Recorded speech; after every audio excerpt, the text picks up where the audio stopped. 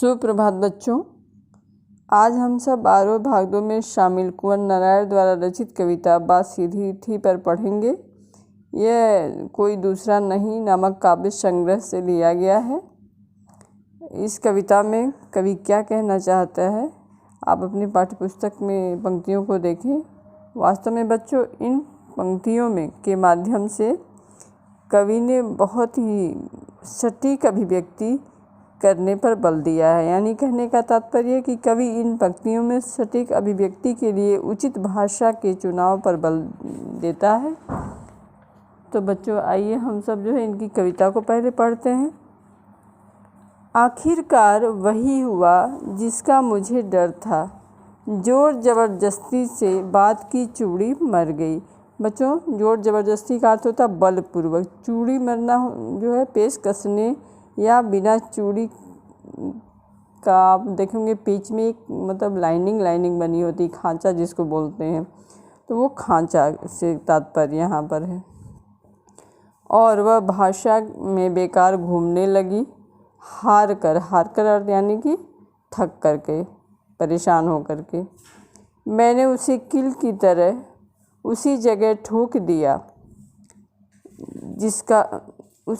ठोक दिया, ऊपर से ठीक ठाक पर अंदर से न तो कसाव था, कसाव का अर्थ होता है कसावट, यानी कि जो टाइट आप जिसको बोलते हैं टाइट करना, न ताकत।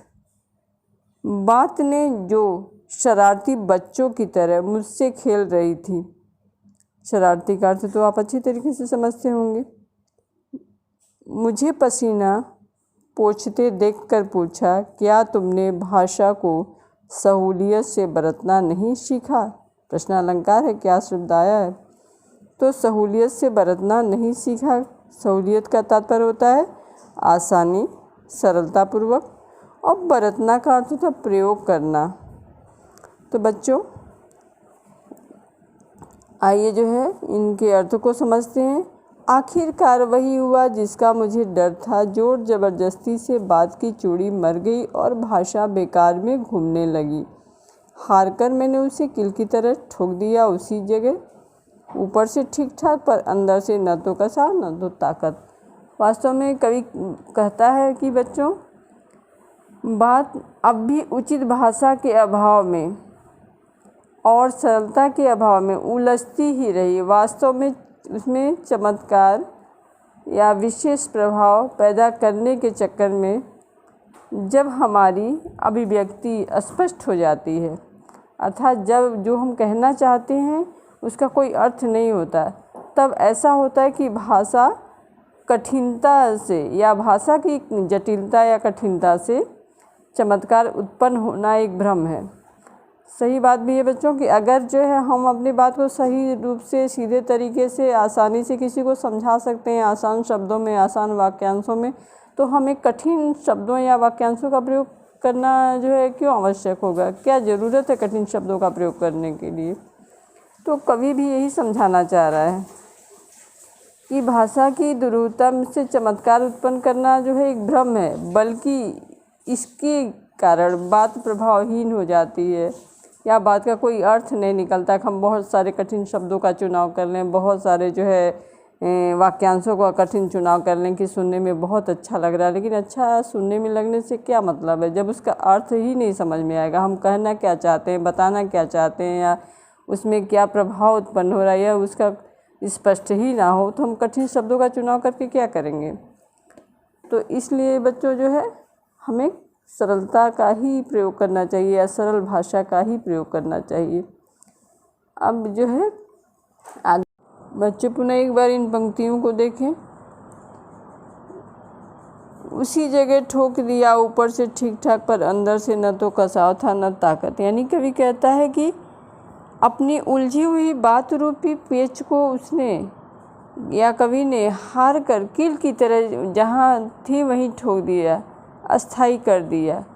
लेकिन बच्चों, जैसे हम लोग दीवार में कील लगाते हैं और कील कभी कभी ईंट के पास आ जाता है, वो अच्छे से, या ईंट के बीच में जो सीमेंट होता है उसमें पड़ जाता है, तो उतना टाइट वो पेच नहीं रहता। उसमें देखने में तो लगता है कि हाँ दीवार में कील है, लेकिन अगर आप उस पर कुछ लगाते हैं तो वो गिर जाती है। बातें जो है कवि जब कठिनता का चुनाव करने लगा, कठिन शब्दों का चुनाव करके कविता बनाने लगा, तो कविता तो बन गई, लेकिन कविता का अर्थ क्या है, कवि कहना क्या चाह रहा है, उसका भाव क्या है, कुछ भी स्पष्ट नहीं हो पा रहा था। लेकिन चूंकि कवि अपने ही शब्दों में उलझ गया था, तो वो एकदम थक हार करके, जैसे किसी कील को ठोक करके किसी तरह लगा देते हैं दीवार पर, चलो लग गया, अब चाहे कसा हो ना हो, उस पर कुछ रुके ना रुके, उसी तरह कवि भी अपनी कविता का निर्माण कर दिया एकदम थक हार करके। लेकिन उसका अर्थ क्या निकल रहा है कवि समझ नहीं पाया। जैसा कि आप इस कविता को पढ़ रहे हैं, आपको समझ नहीं आ रहा है, तो कवि वही कहना चाह रहा है कि मतलब मैं थक हार करके कील की तरह, पेच की तरह उसको ठोक दिया। अब उसमें ना तो कसाव का तात्पर्य यहाँ पर जो है ना अर्थ निकलने से है और ना उसमें से कोई भाव निकलने से है, अर्थात जो है दृढ़ता नहीं रही उनकी बातों में। और इस तरह कवि को परेशान होता देख करके, कवि को थकता हुआ देख करके, जैसे कवि को ऐसा एहसास हुआ कि जैसे उनके जो वाक्यांश हैं वो शरारती बच्चों का काम कर रहे हैं, या उनकी कविता जो है शरारती बच्चों की तरह उन्हें चिढ़ा रही है। यहाँ देखिए अपने जो है पंक्तियों में, बात ने जो एक शरारती बच्चों की मुझसे खेल रही थी, मुझे पसीना पोंछते देख कर, यानी उनको थक जाते हुए खींचते हुए देख करके, क्या तुमने भाषा को सहूलियत से बरतना नहीं सीखा। यानी कि उनके ही वाक्यांश उनसे प्रश्न कर रहे हैं। एक शरारती बच्चा जैसे किसी को परेशान होता देखता है तो अफसोस नहीं करता, बल्कि जो है उन्हें चिढ़ाने लगता है या उनसे पूछने लगता है, या उनके जो है भावों को समझने की बजाय, उनके दर्द को समझने की बजाय उनसे प्रश्न पूछता है। तो उनका भी जो वाक्यांश था, उनकी भी जो कविता थी, कवि को ऐसा लग रहा था कि जैसे वो शरारती बच्चों की तरह से उनसे प्रश्न पूछ रही हैं। क्या पूछ रही हैं आप समझिए इसको। तभी बात ने, जो कवि के साथ शरारती बच्चों की तरह खेल रही थी, परेशान हो चुके कवि को पसीना पोंछते देखकर भाषा की सहूलियत अर्थात भाषा की का उचित और सरल प्रयोग के संबंध में बताया। वास्तव में यहाँ कवि ने सहज, सरल एवं जो है स्पष्ट भाषा के चुनाव पर बल दिया है। कवि द्वारा किया गया जो जटिलता का या कठिनता का प्रयोग था, वो अस्पष्ट रूप से सभी को जो है अपने अर्थ को बताने में सक्षम नहीं होता है। कवि यह कहना चाह रहा है, कवि कह रहा है कि भाषा को सहूलियत से बरतने चाहिए। बच्चों, तो यहाँ पर भाषा को सहूलियत से बरतने का अर्थ होता है भाव के अनुसार भाषा को चुनना और उसका प्रयोग करना।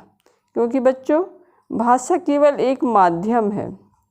हम वास्तव में जब अपने, आप लोग बचपन में भी पढ़े होंगे कि हम अपने भावों विचारों की अभिव्यक्ति के लिए भाषा को माध्यम बनाते हैं, भाषा के द्वारा ही हम अपने भावों और विचारों को व्यक्त करते हैं।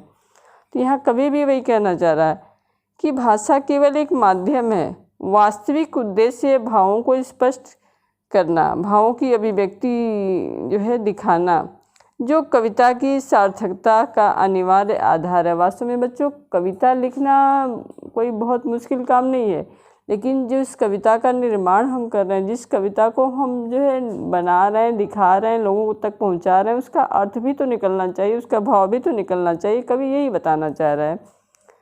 तो बच्चों, इसका भावपक्ष अगर आपसे पूछा जाए परीक्षा में, तो इसका भावपक्ष होगा कि जो है कथ्य और भाषा में सामंजस्य होने पर कविता या बात को पूर्ण की जाती है या पूर्ण कविता होती है। उसके बाद किसी दबाव या अन्य मेहनत की, या हमें जो है सरल शब्दों का, सरल अपने भावों को सहज रूप से बताने के लिए किसी जो है कठिन शब्दों का प्रयोग होना आवश्यक नहीं होता है। इसलिए हमें कथ्य और भाषा का सामंजस्य जो है बैठाना चाहिए, न कि भाषा की जटिलता या कठिनता पर बल देना चाहिए।